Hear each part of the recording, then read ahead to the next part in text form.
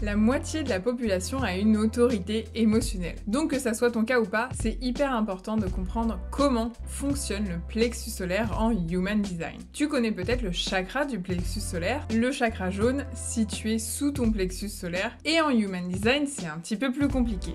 Forcément. Il est situé en bas à droite du schéma et la plupart du temps il est coloré en marron s'il est défini. En Human Design, le plexus solaire classique s'est démembré pour créer le centre splénique qui lui fait face en miroir sur le schéma. Le plexus solaire, c'est l'un des 4 centres moteurs. Il est le siège des émotions, de l'empathie et de la compassion. C'est le chakra des drama queens, celles qui partent dans les tours à la moindre occasion. C'est pas notre faute, bah oui, parce que je me compte dans l'eau, je suis générateur à autorité émotionnelle. Et j'ai été élevée par 2 émotionnels, donc autant te dire que le mode drama queen, je le connais. Et à l'adolescence, c'était un délire.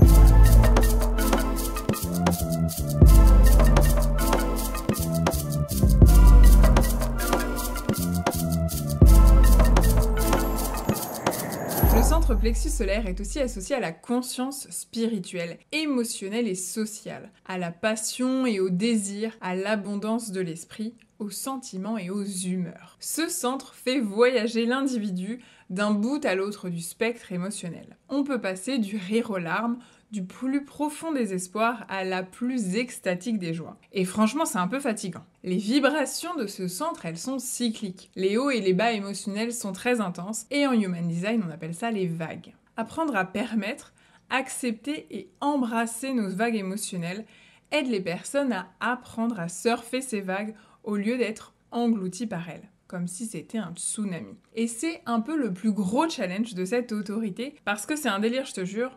On en reparle après. Ce qu'il faut savoir avec la définition ou la non-définition de ce centre, c'est que comme la moitié des personnes sont émotionnelles et donc capables de partir dans les tours susmentionnés, on a l'impression qu'on est un peu tous condamnés à marcher sur des œufs jusqu'à la fin des temps pour ne surtout pas déclencher les vagues des autres, et franchement, il est grand temps que ça cesse. C'est aussi pour ça qu'il faut que le plus grand nombre de personnes possible connaissent le Human Design et l'utilisent au quotidien. Comme ça, on aurait clairement moins l'impression que la vie est un champ de bataille ou une partie d'échecs dont on n'est pas trop sûr d'avoir capté les règles. Les vagues émotionnelles de mon père, j'en étais la queen. Déjà parce que je les déclenchais, mais aussi parce que je savais très bien que 2 heures après il était calmé, et que même s'il avait hurlé que j'étais punie, j'allais bien évidemment pouvoir retrouver mes copines au centre commercial, et qu'en plus il allait m'amener en voiture. Alors oui, tu peux crier à la manipulation, mais en fait c'est ce que tout le monde fait. En particulier les personnes dont le plexus n'est pas défini. Parce que quand ton plexus il apparaît en blanc sur ton schéma, tu es ce qu'on appelle un empathe. Alors il y a des exceptions évidemment, certaines personnes ont un plexus complètement ouverts et sont absolument hermétiques aux émotions des autres, voire même aux leurs. Ce n'est pas le cas pour tous les plexus ouverts, mais j'ai des amis très proches qui m'ont confirmé ça. L'empathie, c'est la capacité de s'identifier à autrui dans ce qu'il ressent. Alors bon, en gros, si ton boss est en colère, ça déteint sur toi. Et si tu passes ton temps avec tes potes tristes, toi aussi, t'es tout le temps triste, mais sans trop savoir pourquoi. Le plexus solaire non défini, il capte l'émotion de l'autre et il l'amplifie. Normalement, ça sert de miroir à l'autre pour l'aider à les gérer, pour qu'il apprenne à les voir, les nommer, les vivre ses émotions. Mais dans les faits, c'est un joyeux bordel. Parce que la plupart des gens ne vont pas bien, mais t'assures que si ça va en souriant. Donc la personne au plexus solaire non défini peut croire que la souffrance qu'elle ressent, qu'elle a captée chez l'autre, c'est la sienne, vu que l'autre vous a dit qu'il allait bien. Donc si on arrêtait de tous se mentir mutuellement, ça serait pas mal. En tant que maman, jamais au grand jamais tu m'entendras dire à mes fils de ne pas pleurer. Je les aide au quotidien à nommer leurs émotions, en leur disant « tu as le droit d'être en colère, tu as le droit d'être triste », ou en leur demandant si ça les agace, telle ou telle situation, si ça les rend tristes, ou alors s'ils sont juste fatigués. L'un est émotionnel et l'autre non. Ça m'aide à m'adapter. L'empathie du plexus solaire non défini est souvent très inconfortable. Du coup, les personnes qui ne sont pas alignées avec cette énergie souffrent perpétuellement des émotions des autres. Et ils vivent dans la peur de déclencher les émotions des autres, vu qu'ils vont se les prendre dans la tronche et les amplifier. Et ensuite, ils vont repartir avec, même une fois qu'ils seront sortis de l'aura de l'autre personne. Donc en gros, ils deviennent les champions du people pleasing. Et malheureusement, ce n'est pas une discipline olympique, il n'y aura pas de médaille à la clé. Les personnes au plexus solaire non défini se plient souvent en 4. N'osent rien dire, ni rien faire qui pourrait déclencher les vagues des personnes émotionnelles. Résultat, tout le monde est content. Ah bah non.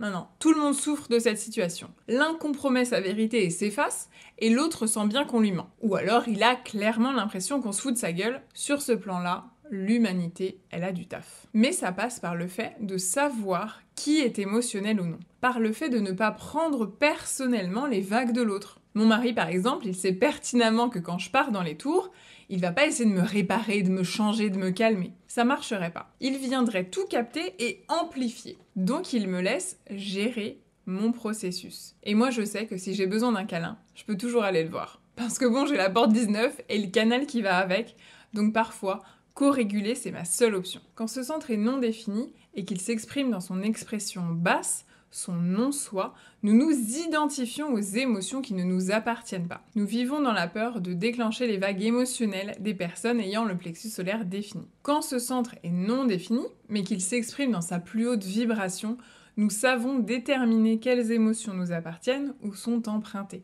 Nous pouvons observer et soutenir la santé émotionnelle des autres. Quand le plexus solaire est défini, tu as donc cette autorité émotionnelle. Il est défini s'il apparaît coloré sur ton graphe. Il y a plus de 50% de la population mondiale qui serait émotionnelle. Ça en fait des drama queens. Le plexus solaire, c'est toujours lui qui gagne. C'est lui qui prend la main et qui te donne ton autorité. Cette autorité émotionnelle, elle se caractérise donc par les vagues émotionnelles. Il est bon de les laisser passer avant de prendre une décision. Pour prendre une décision alignée en HD avec cette autorité, tu dois te laisser du temps. Avoir toute une palette de réponses toutes faites, du genre « je reviens vers toi »,« je regarde mon agenda et je te confirme ». Bref, éviter à tout prix de t'engager sur le moment. Parce que sur le coup, quand on te propose un nouveau projet, tu peux être à fond dedans. L'enthousiasme qui pète le plafond et tu fais des plans sur la comète. Et le lendemain, tu te dis merde, pourquoi j'ai dit oui à ça ? Finalement, ça a l'air complètement foireux ce plan. Et tu ne sais plus comment t'en sortir. Bon, déjà, autorité émotionnelle ou pas, rappelle-toi que tu as le droit de changer d'avis. On ne signe pas nos engagements avec notre sang, faut se détendre. Apprends à dire que finalement c'est plus ok pour toi, sans te justifier pendant 15 plombes. Donc quand t'es émotionnel, prends le temps que cette décision, elle te rende enthousiaste, puis qu'elle te fasse flipper.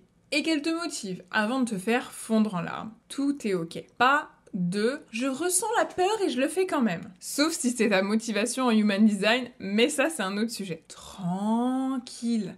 Prends le temps de retrouver une forme de clarté émotionnelle. Pose ton carnet, lâche le stylo, j'ai pas dit qu'il fallait se mettre à faire une liste de pour et de contre sur la décision. Ça, c'est du mental. Et le mental n'est pas décisionnaire en HD. Les vagues émotionnelles, elles peuvent être rapides ou lentes, suivant l'importance de la décision. Évidemment, quand ton mec te demande ce que tu veux manger ce soir, ne lui réponds pas qu'il faut que tu dormes dessus. Faut pas tomber dans l'excès. Tes vagues vont avoir des hauts, souvent des émotions qu'on va étiqueter comme positives ou à haute vibration, telles que la joie, l'enthousiasme, l'excitation, le bonheur ou la passion, alors que les bas peuvent s'apparenter aux émotions plus négatives ou de basse vibration, telles que la tristesse, la mélancolie, le désespoir, le bouleversement et les regrets. Il existe 4 sortes de vagues émotionnelles différentes qui dépendent du canal défini qui te fait don de cette autorité. La vague source, la vague tribale, la vague individuelle et la vague collective. Toutes les vagues émotionnelles nécessitent de laisser passer du temps, de dormir dessus, de laisser passer la nuit ou les nuits pour qu'elles te portent conseil. Avant de prendre une décision, il convient donc de s'assurer que la mer soit calme, que tu aies retrouvé cette fameuse clarté émotionnelle. Par contre, il faut bien avoir en tête qu'il ne s'agira jamais d'une évidence à 100%. L'autorité émotionnelle, elle t'enseigne la patience, cette intelligence émotionnelle, celle de ne pas enfouir ou de nier nos émotions. Elle nous apprend à honorer ces émotions, ces vagues, ces hauts, ces bas, à avoir conscience qu'elles font partie du chemin et de la prise de décision humaine. Que nos émotions ne sont pas des choses à taire, ni à cacher, ni à dompter, mais bien à vivre, à laisser s'exprimer. Il faut bien comprendre que tout le monde n'est pas fait pour prendre des décisions rapidement. Donc il faut se laisser du temps à soi pour prendre les décisions, mais aussi il faut créer cet espace pour les autres. Apprends à faire avec ce temps de latence. Ne presse pas ton interlocuteur qui te demanderait de revenir vers toi plus tard. Il faut accepter que le plus tard ne veut pas dire non. Et ne pas prendre personnellement un éventuel non. Et il faut aussi apprécier que chacun respecte sa propre façon unique de faire. Quand ce centre est défini et qu'il s'exprime dans sa haute vibration, nous cultivons notre intelligence émotionnelle avec le temps. Nous avons la maturité de reconnaître les hauts et les bas émotionnels et d'attendre que la clarté revienne. Quand ce centre est défini et s'exprime dans son expression basse vibration, son non-soi, nous cherchons à blâmer nos circonstances extérieures pour justifier nos émotions. Nous sommes impulsives et nous prenons des décisions émotionnellement chargées. Quelques tips pour bien vivre en harmonie avec ton plexus solaire. Il s'agit ici de faire preuve d'un grand discernement, car l'intensité émotionnelle peut nous faire perdre pied. Prendre le temps d'observer ses émotions au lieu de s'y identifier est décisif pour vivre aligné avec cette énergie puissante. Accepte de te tromper, de prendre des décisions parfois hâtives et pardonne-toi de n'être qu'un humain imparfaitement déconditionné. Le human design, ça se vit, ça s'expérimente, donc parfois on se plante. Ce qui est important, c'est de s'en rendre compte avec le recul et d'essayer de faire mieux la prochaine fois. D'avancer sur le chemin de ton alignement. Si tu veux tout savoir sur le plexus solaire, sur l'autorité émotionnelle et sur les 4 différents types de vagues, je te dépose en description le lien vers la formation que je propose. Si cette vidéo t'a appris des trucs ou qu'elle t'a fait sourire, mets-moi un petit like et abonne-toi pour ne rien rater. Et je te dis à très vite dans une prochaine vidéo.